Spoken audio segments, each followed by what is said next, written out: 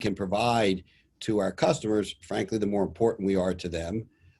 And our sales and marketing team can help them with merchandising all of these different brands in their stores, and we can work with promotions with different brands in their stores. So it gives them more agility and more opportunities to make margin. And if we can help them make more margin, guess what? We're more important to them, and they buy us. But we're very, very cautious about what brands we partner with. I'm very proud of the three brands. Wana speaks for itself, probably the best chew in the country in terms of market share, and very, very well known, really high quality product.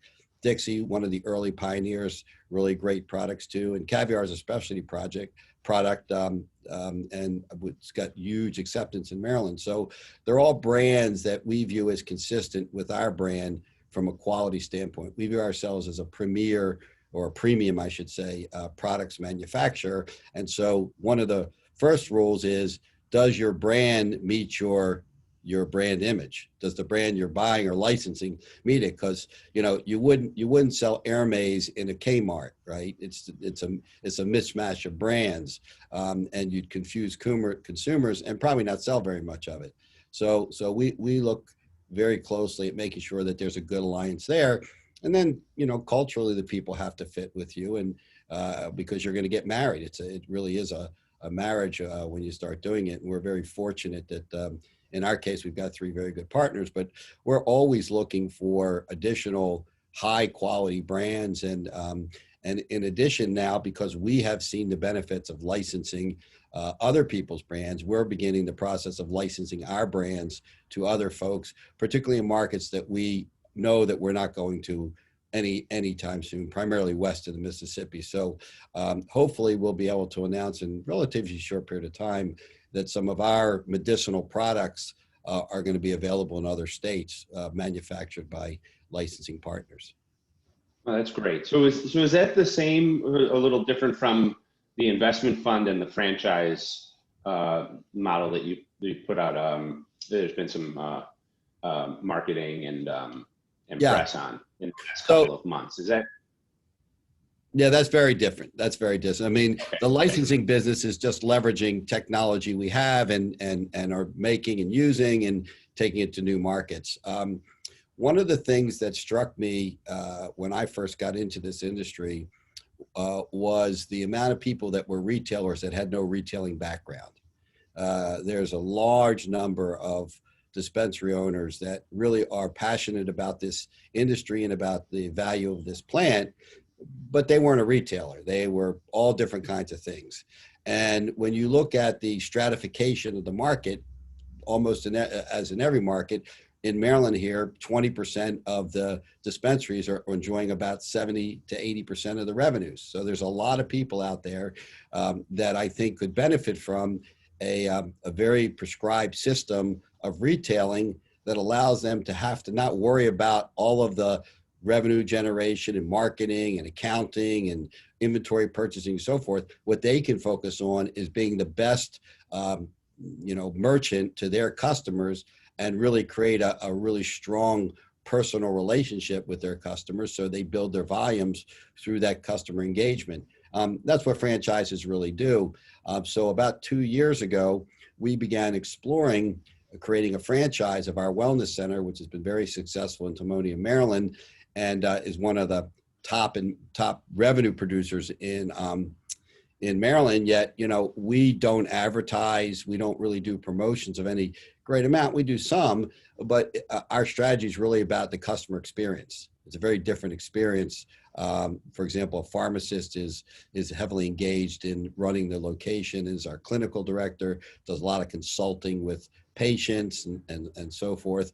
But we think there's a big opportunity to kind of have that IP and that system in many other states. So we recruited a CEO to run that division about a year ago, and we went through all of the regulatory approvals, and we literally just got them within the last month. So now we're ready to begin selling franchises, which we will launch in August at a big trade show. The other thing that I noted a couple of years ago, or maybe 3 years ago now, was that the industry, for good reason, was very focused on social justice issues. but there really wasn't anything happening. There was a lot of discussion, but there wasn't a lot of action. And people who know me well know that I hate discussion. I love action. And I like solving problems and I like innovating. And I was looking at the issue of diversity and inclusion in our industry. And I said to myself, is there a way we could take this franchise program and use it as a way to really have a meaningful impact on diversity and inclusion in the industry? So I have a very close friend and business partner named Theo Rogers. And I called Theo up and I said, Theo, I want to talk to you about this idea. So we went to lunch together and I laid the plan out, and he said, I love this idea and I'd love to be involved in it with you. And so he and I began working on this, and the outcome is what we call the WMBE fund. And think of it as kind of a captive finance vehicle. When you go to a Ford or GM dealer, they have Ford Motor Credit and they have General Motors Credit, and they help finance your car so that you can more easily get what you want and then use it however you want it. Well, it's the same premise here. So if you're a qualified franchisee and you're a woman, a minority, or a disabled veteran, then there is a pool of capital that we raised, 30 million, that will fund about 50 franchisees. The franchisee will have to be responsible for $40,000 of the amount of the franchise startup. It was about 600,000, and the fund will provide the rest of the capital in the form of both equity and a loan to the franchisee. And the franchisee starts out owning 60%, so they're the majority owner from day one. And as long as they execute against the plan as prescribed, for better or for worse, then they have the opportunity to buy out the other 40%, which is owned by the fund, and as early as 3 years from the time they start the store operationally to as much as 7 years. So there's a 4-year window there for them to get the store operating. And obviously us as the franchisor will be very focused on helping them in terms of learning the business, optimizing their operating performance, and getting them to profitability. But we believe that these retail stores can really create generational wealth for families, a very substantial amount. I mean, the volumes that dispensaries are doing today, and it's not unusual for a dispensary to make well over $1 million in operating income. So, when you think about, the other franchise opportunities out there, this is really one of the most profitable around. And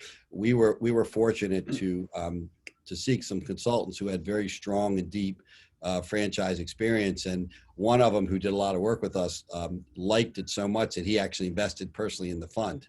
So to me, that was the best proof that we had a really good idea. So we're very excited about it. And we're most excited about the fact that we're actually doing something that can make a difference. It's one thing to talk about things. It's one thing to put things on your website. And those are meaningful in the sense that you're demonstrating your commitment to a cause or an action.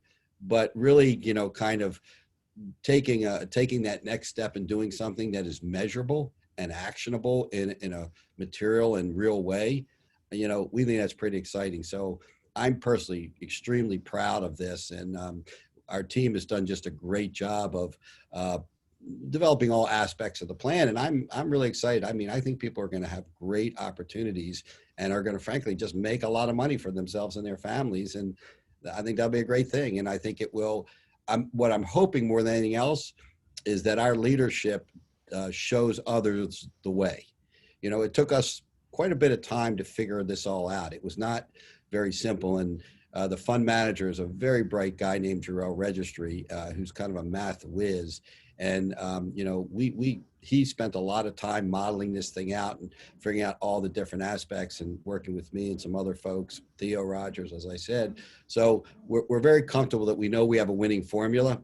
Now we want to take it to market. And once we do, we really hope that others, who talk about wanting to really create access for women and minorities in this industry will follow our lead, raise capital in a manner that will enable it, and will come up with their version of what we're doing.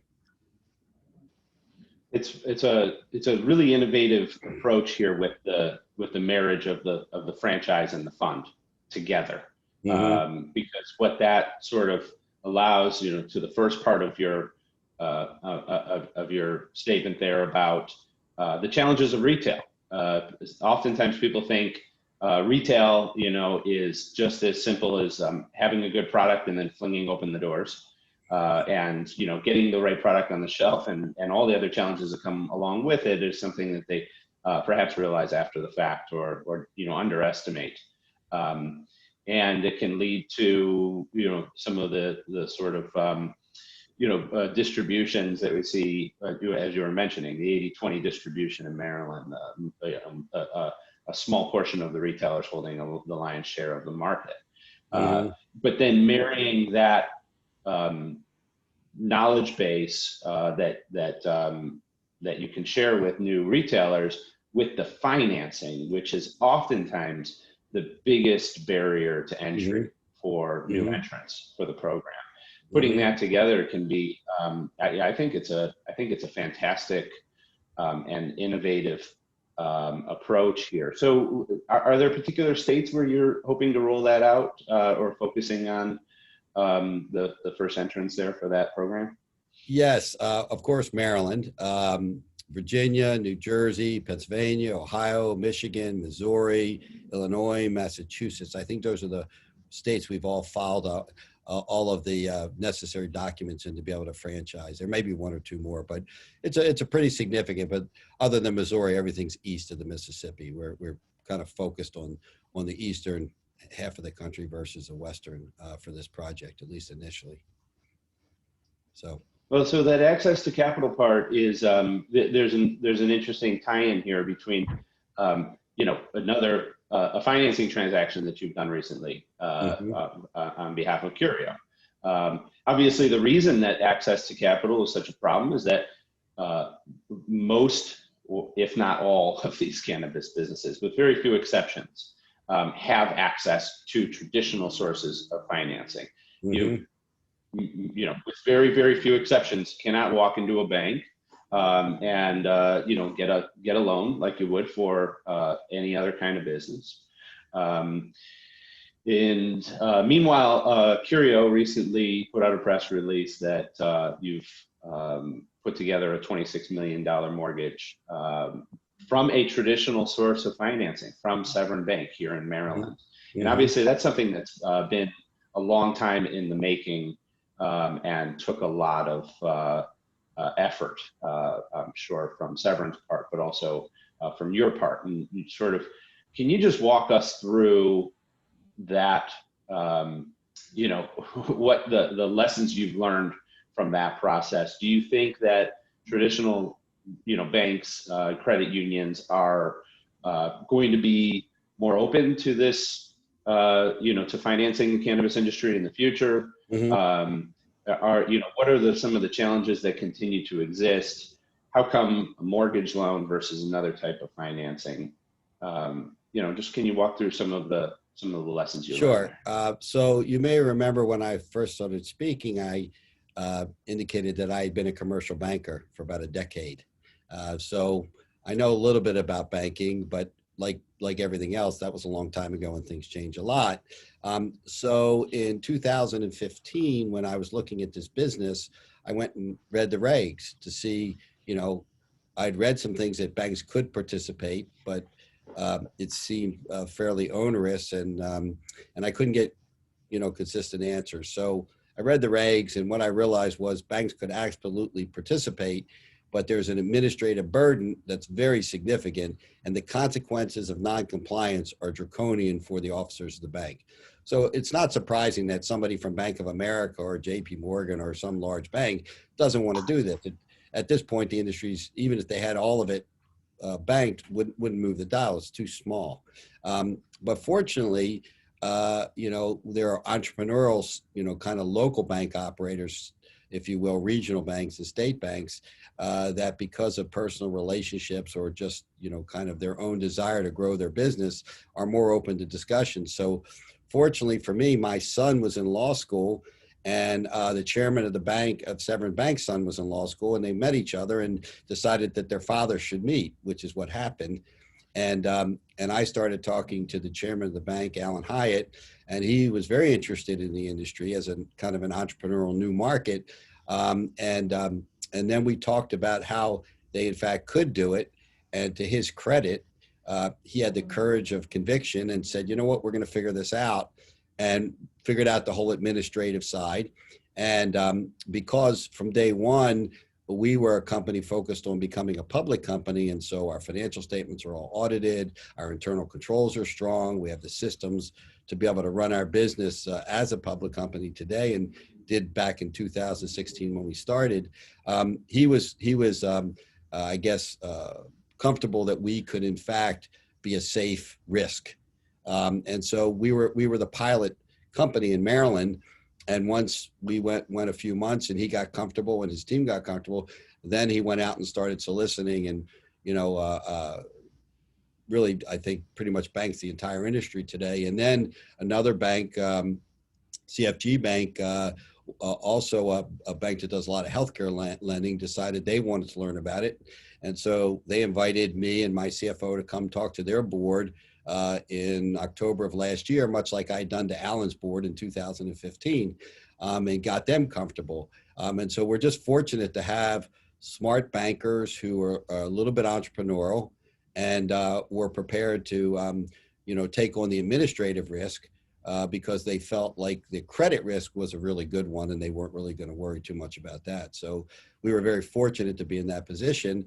And so we proposed to them that we do this mortgage under traditional conventional terms, 20-year amortization, construction period, interest only, so forth and so on. And both banks said, yeah, we want to do this. And because of its size, Severn led it and CFG participated, but I know they're both very interested in doing more business in the cannabis industry, certainly in Maryland and in maybe outside of Maryland. I'm not sure. But again, we try to kind of lead by example and innovate by example. And so hopefully this will inspire other banks and other cannabis companies to talk to their banks about the fact that they can do this. And when you think about it, it has a dramatic effect on returns on capital and cost of capital, which is critically important to a high growth industry. And so as a, kind of as a CEO, my responsibility to a large extent is return on capital, making sure that when I take money from investors or my own money, it doesn't really matter, that the risk reward is appropriate, and that we're making good decisions about what we're deploying capital against and what that return would look like versus the alternatives. And so when you can take a building like that and instead of having to finance, with equity, which has a very high return, you can rent money at a very low cost. It's just a game changer for your business model and frankly for the industry. So we've been working extensively in Washington for the last 2 years. Wendy Bronfein has been leading this effort, and we've really learned a lot about it. But fundamentally, we're focused on eliminating the prohibition or discriminatory practices in commercial lending, but more importantly in investment banking and capital markets. Because when you talk about access to capital, you still need equity capital, even if you can get bank debt to grow these businesses. There needs to be a combination of that for purposes of risk management. And until we get Washington to catch up to the other states of the United States, we've got this mismatch of regulations, and which leads to dysfunction or high costs or both. So we're really focused on normalizing commercial banking and investment banking, but also eliminating the punitive 280E tax code. Because I think that more than anything else, you talk about something that's making it difficult for new entrants, particularly women and minorities, to come into this, it's 280E. Because if you can't keep your earnings and reinvest them, you can't get investors. And so it's much easier for someone like me who's got a 30-year track record of building businesses to go get capital than someone who's perfectly qualified but needs access to capital. Look, I got an SBA loan in 1980 to open my first drugstore. You can't get an SBA loan today, right? I put up my house as collateral, and that was that, right? So, getting those things normalized at the federal level are enormously important to a lot of the issues of this industry economically, but also to really the social justice issues. And I don't think people give enough credence to that correlation. Many years ago, I was the chairman of the board of the Baltimore Symphony Orchestra, and I was called in at a time of financial distress to kind of come in and try and turn the organization around. And fortunately, we were able to do that. But I used to say to musicians, look, no margin, no mission. We have a great mission, for our community and society, but we got to be able to fund it. And, and that's really kind of my view of this whole issue with 280E and banking is it really does impede our mission in this industry quite a bit. And not just the economic side, but the more broader community and inclusion side. I think that's absolutely right. It goes to the the sort of structural risk that Washington and traditional sources of financing see in the industry. That's something that not one business can change. I'm talking about 280E, talking about federal prohibition, but that a lot of businesses are in Washington trying to get their voice heard. But a lot of cannabis industry investors and businesses have been to Washington, have sort of tried the lobbying game and tried to team up and make change. And it's a slow slog there in Washington. A lot of businesses get frustrated, investors, individuals get frustrated with the lack of progress or what they see as the lack of change, despite some of the really compelling arguments, many of which you're making here today. So maybe we can just talk here for a moment about that idea of the worthwhileness of making change on the federal level and what your approach to lobbying has been. Obviously, it sounds like you're really focused on those types of changes that would loosen up credit to allow for more credit and more financing to startups. And it sounds like Wendy is taking that, sort of leading that charge. Do you see progress on 280E over the next year or two? Do you see progress with respect to the loosening of banking regulations or the types of changes that might make banks and credit unions and federal financing like SBA and things like that more accessible over the next couple of years? What's your sort of prognosis on that in the next year or two? I do. I think collectively what you're really talking about is access to capital in all forms. That's heavily influenced by returns on that capital, and 280 has a big influence on returns. I've been in the pharmacy business for more years than I'd like to admit. And in let me think for a second, what was the year? 2005. The Medicare Part D Act was passed. And that had a significant impact on my pharmaceutical business. And so I went from being involved in state lobbying, which is what, kind of governed our business till then, to federal lobbying. And I learned a lot in that process through a lot of mistakes that I made. And one of the things that I learned probably that's been more important than anything else is you have to inhabit the world of the legislature if you want them to listen to you, right? And one of the things that struck me in the end of 2019 was we had paid a bunch of money to a bunch of trade organizations and got the same response and the same kind of rap all the time, and nothing was moving. And because I am also in the pharmaceutical business, distribution business, and I do have to maintain relationships in Washington, when I call some of those relationships and ask them, give me what's going on here, I get a very different response than all the trade association rhetoric. And so that led Wendy and I to having a discussion about, if you're not getting the results you want, you got to do something different. And it was my view that the industry kept doing the same thing, expecting to get a different result, and that wasn't going to happen. So we engaged a very well-respected firm called Invariant in Washington in January of 2020. And Wendy and some of their personnel really went on a discovery mission. They went to find out what is really happening in the halls of Congress around this issue of cannabis. Were people serious about it? Were they not? Were they giving us lip service? Who was for us? Who was against us? And we learned some interesting things, but fundamentally, what we learned is that the probability of a big bang bill is pretty close to zero. It's just not going to happen. Things don't happen that way in Washington, except, once every couple of decades. Yes, you get a Medicare bill, or you get a, or Obamacare bill. Well, that, it was 1964 the last time there was a bill of that consequence, and it got passed in the Congress. So, it gives you a sense of the timing. So incrementalism is really what works in Washington.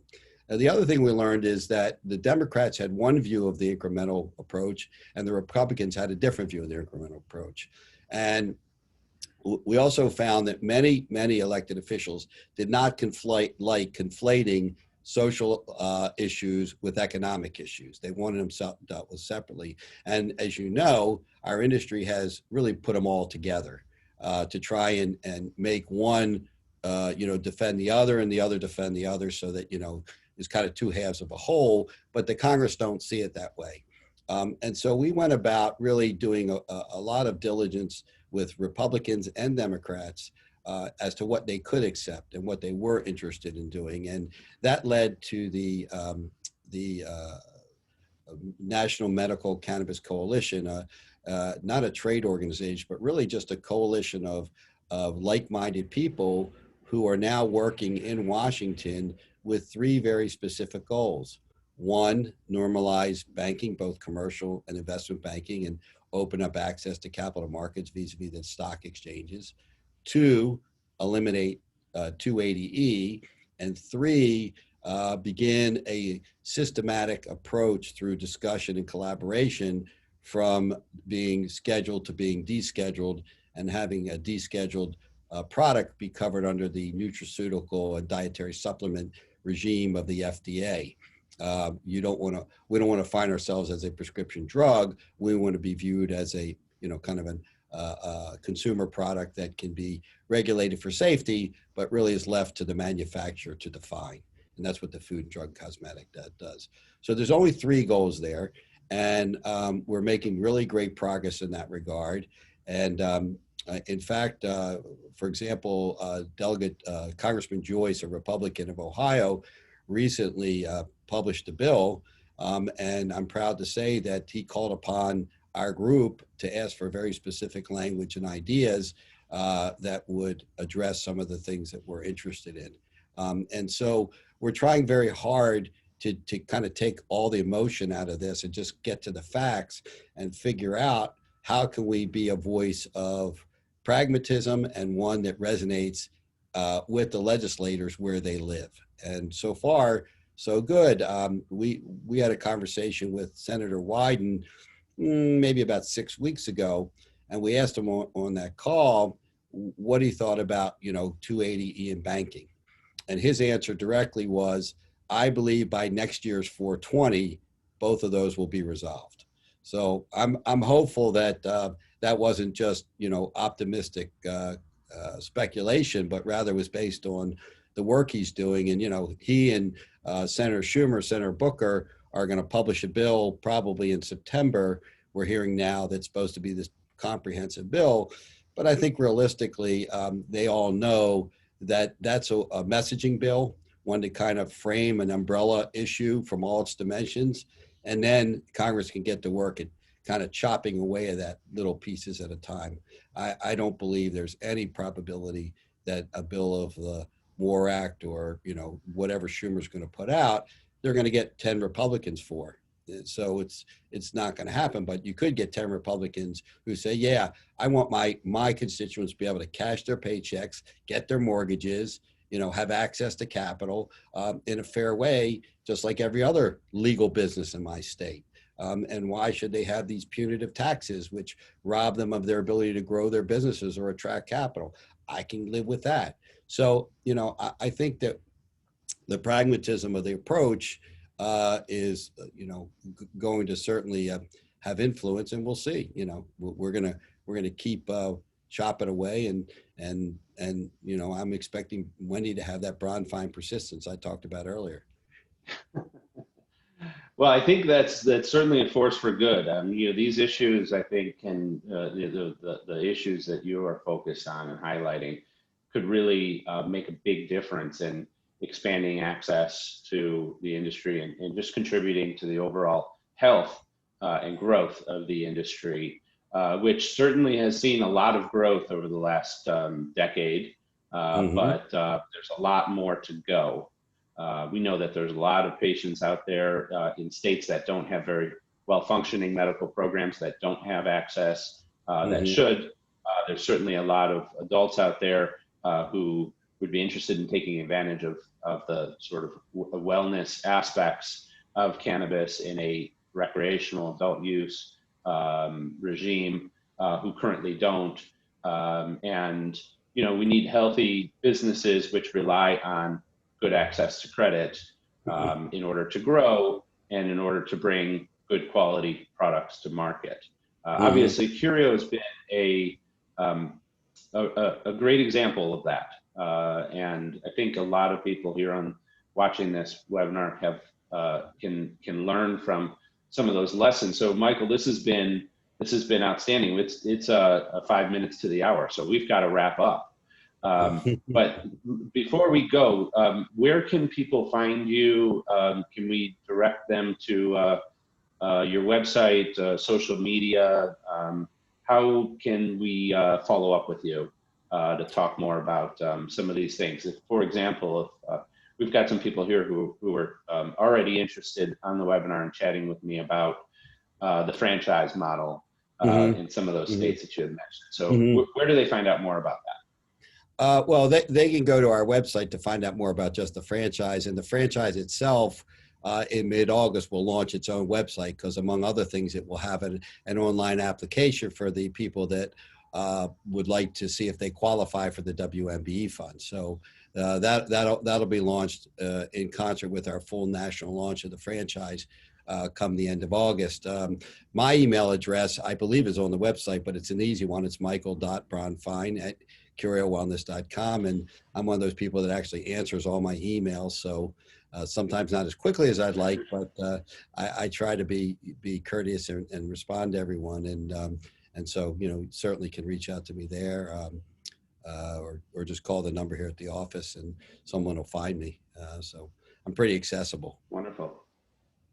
Wonderful. Wonderful. Well, just as a reminder, this is an ongoing webinar series. So we're going to be back next month with another great interview and conversation for all of you out there who are interested in issues related to cannabis businesses and actionable information for investors and owners.